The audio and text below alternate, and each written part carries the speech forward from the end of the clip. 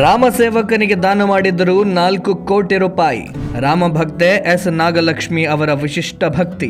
ರಾಮಭಕ್ತರ ಭಕ್ತಿ ಹೇಗಿರುತ್ತದೆ ಅನ್ನೋದಕ್ಕೆ ಅಯೋಧ್ಯೆಯಲ್ಲಿ ನಡೆದ ಈ ಘಟನೆ ಒಂದು ಅಪೂರ್ವ ಉದಾಹರಣೆ. ಅಯೋಧ್ಯೆಯ ರಾಮಜನ್ಮಭೂಮಿಯ ಆವರಣಕ್ಕೆ ಚೆನ್ನೈನಿಂದ ಬಂದಿದ್ದ ಮಹಿಳಾ ರಾಮಭಕ್ತೆ ಎಸ್ ನಾಗಲಕ್ಷ್ಮಿ ಅವರು ರಾಮಲಲ್ಲಾನ ದರ್ಶನಕ್ಕಾಗಿ ಅಯೋಧ್ಯೆಗೆ ಆಗಮಿಸಿದರು. ಅವರು ರಾಮ ಮಂದಿರಕ್ಕೆ 10,000 ರೂಪಾಯಿ ದೇಣಿಗೆಯನ್ನು ನೀಡಿದರು. ಆದರೆ ಅದಾದ ಬಳಿಕ ಅವರು ಮಾಡಿದ ಕಾರ್ಯ ಎಲ್ಲರ ಗಮನ ಸೆಳೆಯಿತು. ಅದೇನು ಅಂದ್ರೆ, ಮಂದಿರದ ಸಿಬ್ಬಂದಿಗಳ ಹೆಸರಿಗೆ ಬರೋಬ್ಬರಿ 4 ಕೋಟಿ ರೂಪಾಯಿ ಮೊತ್ತದ ಚೆಕ್ ಅನ್ನು ಸಮರ್ಪಿಸಿದರು. ಹೌದು, 4 ಕೋಟಿ ರೂಪಾಯಿ. ಮಂದಿರ ನಿರ್ಮಾಣಕ್ಕಾಗಿ ಅಲ್ಲ, ಮಂದಿರದಲ್ಲಿ ಸೇವೆ ಸಲ್ಲಿಸ್ತಾ ಇರುವಂತಹ ಸಿಬ್ಬಂದಿಗಳಿಗಾಗಿ. ಈ ಹಣವನ್ನ ಸಿಬ್ಬಂದಿಗಳ ಸೌಲಭ್ಯವನ್ನ ಸುಧಾರಿಸೋದಕ್ಕೆ ಮತ್ತು ಅವರ ವೇತನವನ್ನ ಹೆಚ್ಚಿಸೋದಕ್ಕೆ ಬಳಸಬೇಕು ಅಂತ ನಾಗಲಕ್ಷ್ಮಿ ಅವರು ತಿಳಿಸಿದ್ದಾರೆ. ಸಾಮಾನ್ಯವಾಗಿ ಭಕ್ತರು ಮಂದಿರ ನಿರ್ಮಾಣ, ಪೂಜೆ ಪುನಸ್ಕಾರ ಅಥವಾ ಧಾರ್ಮಿಕ ಕಾರ್ಯಗಳಿಗೆ ದೇಣಿಗೆ ನೀಡ್ತಾರೆ. ಆದರೆ ನಾಗಲಕ್ಷ್ಮಿ ಅವರು ಮಂದಿರದಲ್ಲಿ ಸೇವೆ ಸಲ್ಲಿಸ್ತಾ ಇರುವಂತಹ ಜನರ ಬದುಕಿನ ಬಗ್ಗೆಯೂ ಕಾಳಜಿಯನ್ನು ತೋರಿಸಿದ್ದಾರೆ. ಇದು ಕೇವಲ ಹಣದ ದಾನ ಅಲ್ಲ, ಇದು ಆಸ್ಥೆ, ಇದು ಮಾನವೀಯತೆ, ಇದು ಸೇವೆಯ ಮೇಲಿರುವ ಗೌರವ.